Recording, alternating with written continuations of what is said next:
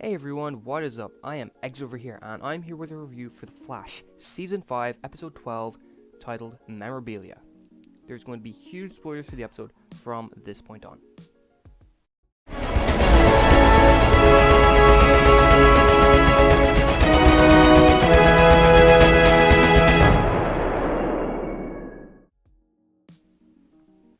So one movie that I've never understood the hype for is Inception. I just found it too utterly confusing for me to follow, and I've never really understood the ending of the movie with this spinner top thingy. Now bear in mind, I've only seen the movie once, but when I heard Flash was basically doing the plot of Inception for an episode, I was a little skeptical. But yes, that's what this episode of Flash essentially was. In order to wake Grace up from her coma, Team Flash have to mosey on into her memories, and after Sherlock specifically tells everyone on the team that they can only travel in pairs, to be safe, Nora decides she's going to sneak in on her own anyway. Like, come on, Nora. I don't even have the energy to complain about you doing stupid shit anymore. It got tedious and tiresome and lazy writing about 6 episodes ago.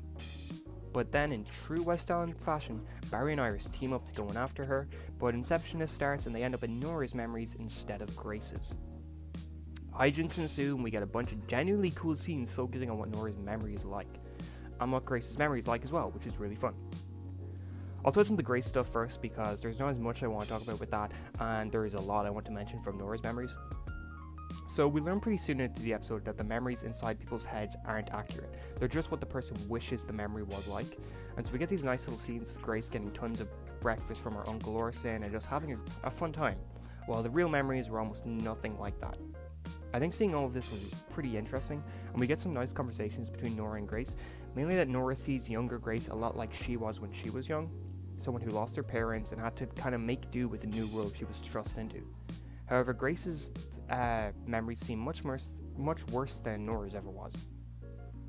Now, admittedly, I think while the Nora Grace stuff started out well and it seemed really promising, I think this ultimately ended up being the weakest part of the episode. Mainly since nothing changed or the plot didn't really move forward at all, and the end of the episode the team is in the exact same place with Grace and Cicada as they were at the start of the episode. We get a bunch of scenes of Nora and Grace seemingly bonding, but it results in nothing except a weird female version of Cicada that I'm suspecting is supposed to be how Grace sees herself in the future.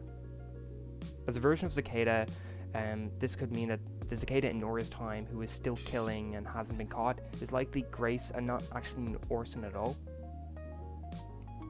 The Barry and Iris stuff with Nora's memories was actually really fun.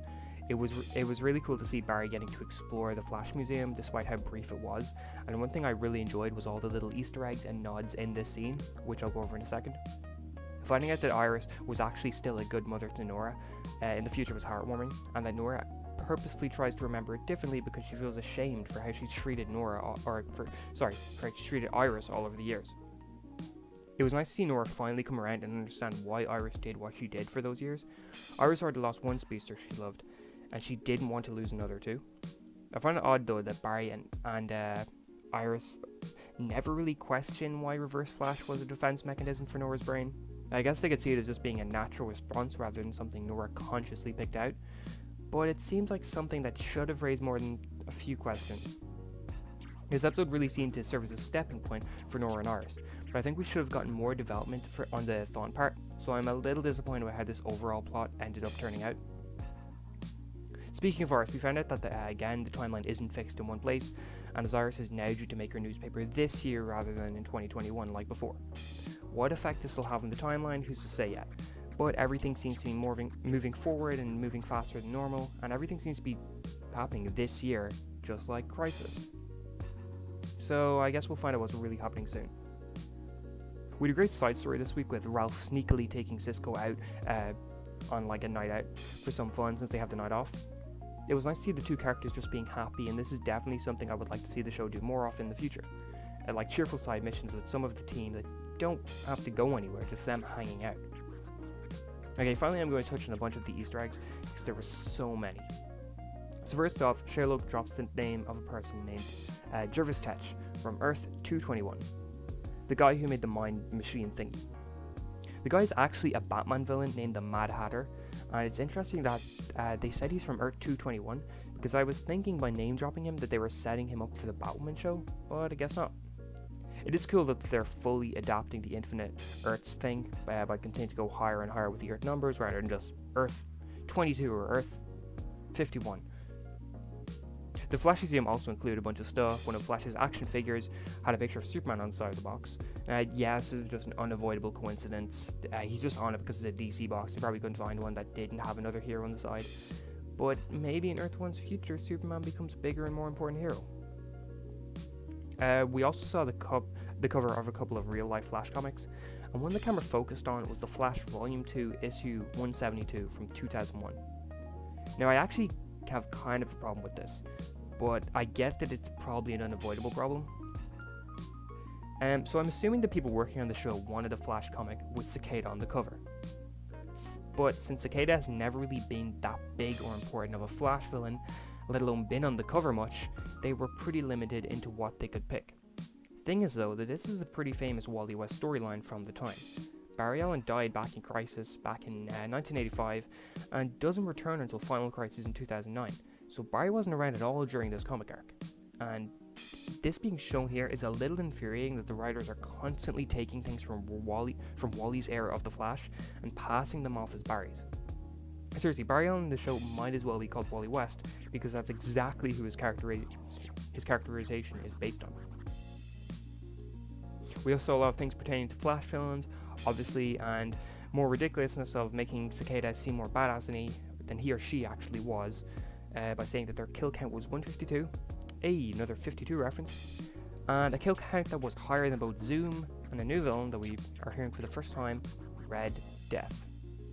So who is Red Death, you may be asking? Although considering this video is going to be out a long time after the episode, I'm sure you've already seen or watched a ton of people explain it.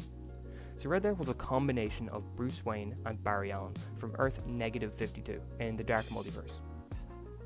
In that universe, Bruce Wayne has gone crazy as a murderer, killed all of his rogue gallery, and then goes after Flash's rogue gallery, and he succeeds in killing most of them.